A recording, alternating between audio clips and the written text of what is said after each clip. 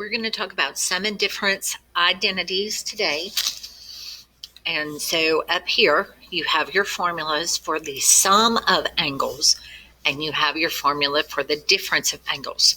So what this allows us to do is if you have a problem like sine of 105, 105 degrees is not one of the major unit circle angles, but we can calculate the exact value, not the decimal value that you get when you type it in your calculator, but the exact value for this angle by using one of the formulas. So I'm going to use the sine sum formula.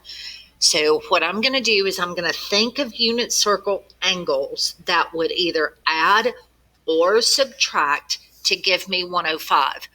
Well, the first one that comes to mind is 60 plus 45. 60 is on my unit circle, 45 is on my unit circle, and that gives me 150 degrees. I could, or not 150 degrees, 105 degrees. Got my numbers mixed up, I apologize.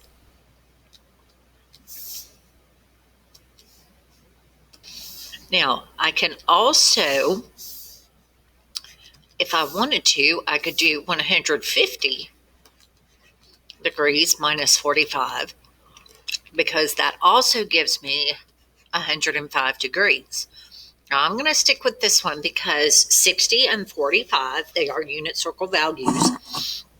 They are easy to identify and easy to find in the first quadrant of the unit circle. I try to stay in first quadrant. That means all the ratios, the 1/2, the square roots 3/2, square root 2/2, they all stay positive. So I'm going to use this formula, the sine A plus B formula. So I'm going to rewrite that as sine 60 plus 45.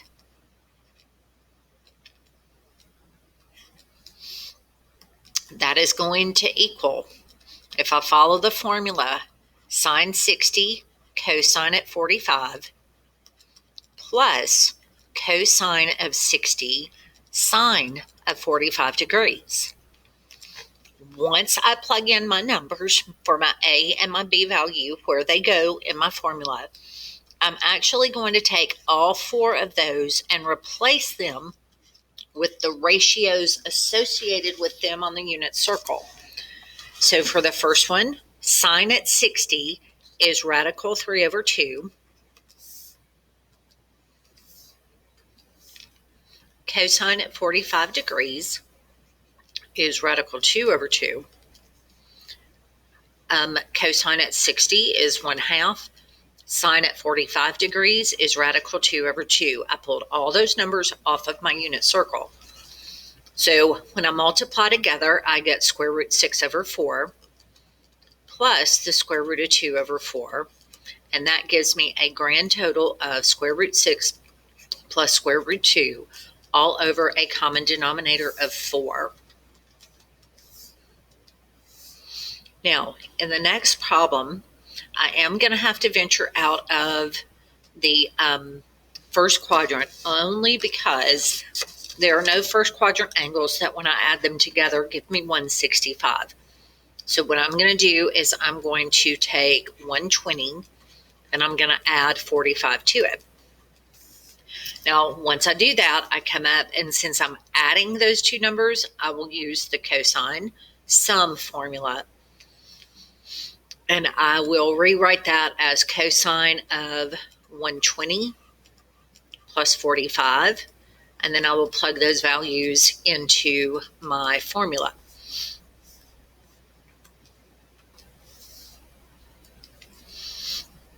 So if I follow my formula, that gives me cosine at 120, cosine at 45,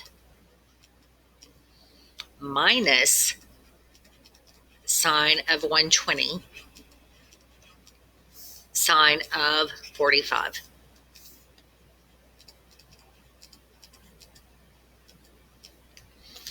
So next, what I'm going to do is I'm going to take all of those out and replace them with the ratios that I can find on my unit circle. The two easy ones are sine of 45 and cosine of 45. Those are both square roots 2 over 2. So I'm going to go ahead and fill those in. Doesn't matter the order that you fill them in as long as you get those values. Now, cosine at 120 is negative 1/2, and sine at 120 is radical 3 over 2. So I'm going to multiply together. I get negative square root of 2 over 4 for the first two fractions. And then I'm going to get minus square root 6 over 4 for the second two. And that gives me a grand total of negative square root 2 minus square root 6. And all of that is over 4.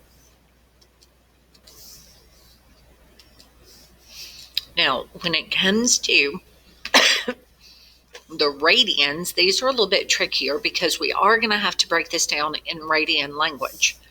So what happens here is I need to take 19 over 12 and I'm going to subtract 1/3, which would be equivalent to pi over 3, and see if I get a unit circle number. I can take 1 over 12 and I can subtract 1/4 and see if it gives me a unit circle number. And I can take 19 over 12 and subtract 1 over 6. So this is a 60-degree angle. This is one of the 45-degree angles, and this would be a 30-degree angle that you are subtracting. So 19 divided by 12 minus 1 over 3.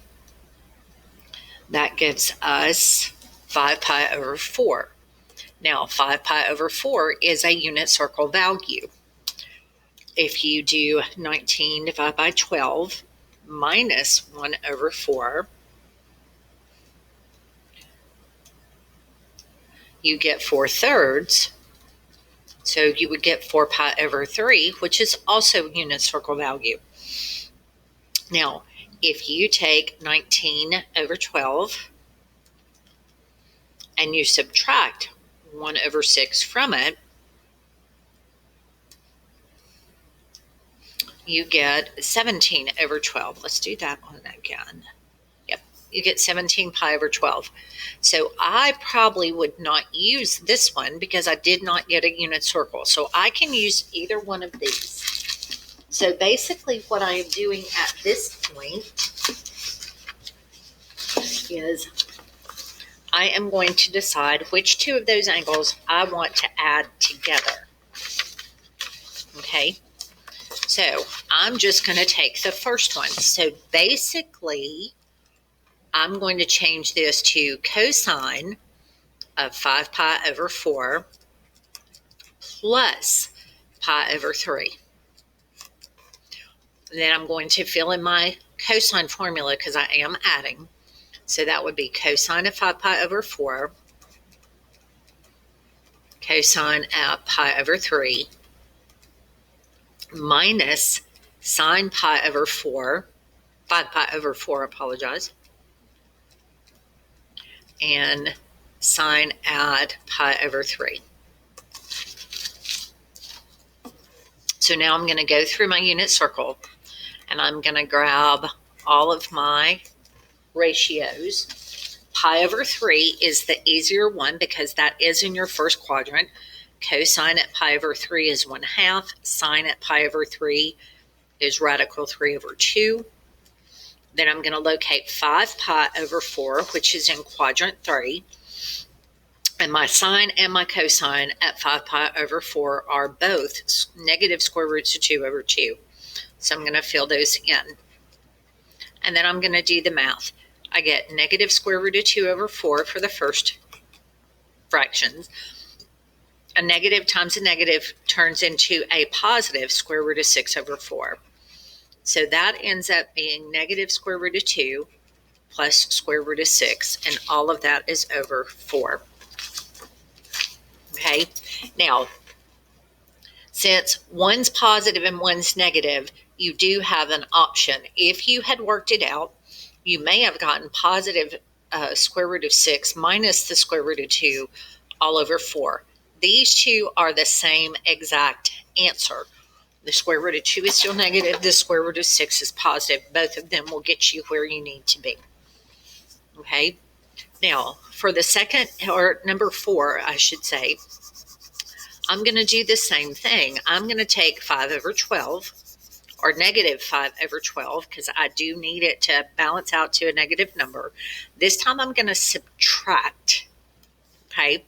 So I'm going to take 1 over 3 and subtract 5 over 12. I'm going to take 1/4 and subtract 5 over 12. And then I'm going to take 1 over 6 and subtract 5 over 12. And if any of these give me unit circle values that I can easily identify, that's where I'm going to stop. So 1 over 3 minus 5 over 12 gives us negative 11, or negative 1 over 12. Don't want that because I don't have any 12 denominators. So I'm going to have 1 over 4, 1 divided by 4, and then I'm going to subtract 5 over 12 from it. And I get negative 1 pi over 6. That I can use on my unit circle. So this time when I break up my numbers, I'm going to actually break it up into negative 1/4. Let's write this the right way. I'm going to rewrite this as sine of negative pi over 4 minus pi over 6. If you actually move this to the other side, it would become a subtraction sign. So that's where my formula goes. So I'm going to have sine of negative pi over 4 times cosine